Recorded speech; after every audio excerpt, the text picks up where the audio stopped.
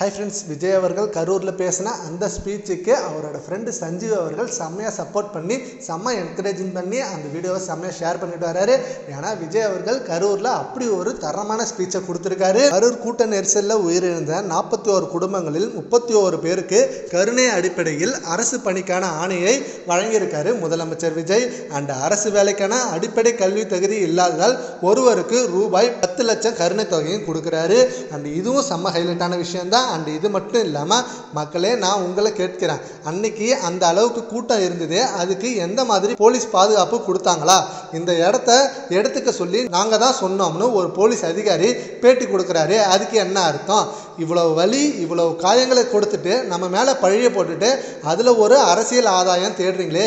இதில் வாய் கூசாமல் சட்டசபையில் ஸ்டாலின் சார் பழியை நம்ம மேலே திருப்பி விட்டு அங்கே ஒரு அரசியலை செஞ்சார். அதுக்கு என்ன அர்த்தம்? நமக்காக வந்திருக்கும் மக்களை காக்க வைக்கிறதுக்கு நான் ஒன்றும் ஆதாயம் தேடும் அரசியல் கிடையாது. மக்களுக்காக அரசியலுக்கு வந்தவன் தான் இந்த விஜய். எவ்வளோ உயரத்துக்கு போனாலும் மனதில் ஏற்பட்ட காயங்களை மறக்க முடியாது.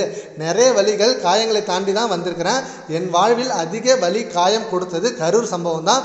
மக்களை சந்திக்கவும் மக்களிடம் பேசவுமே கரூருக்கு கடைசி இயர் நான் வந்தேன். ஆனால் வந்த இடத்துல அப்படி ஒரு நிகழ்வு நடந்தது. என்ன பேசுன்னு சொல்கிறாங்க, ஆனால் பேச ஆரம்பித்தா வெளியே போயிடுறாங்க.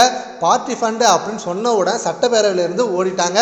5 நிமிடம் பேசியதுக்கே குளத்தூரில் கொத்து பரோட்டா போட்டு விட்டுட்டாங்க. இதெல்லாம் அப்புறம் எப்படி அப்படின்னு சொல்லி விஜய் அவர்கள் ஒரு தரமான ஸ்பீச் கொடுத்தாரு. அண்ட் இந்த தரமான ஸ்பீச்சை சஞ்சீவ் அவர்கள் செம்மையாக ஷேர் பண்ணிட்டு இருக்காரு. இதை பற்றி உங்கள் ஒப்பீனியனை கமெண்ட் பாக்ஸில் கமெண்ட் பண்ணுங்கள். Thank you friends.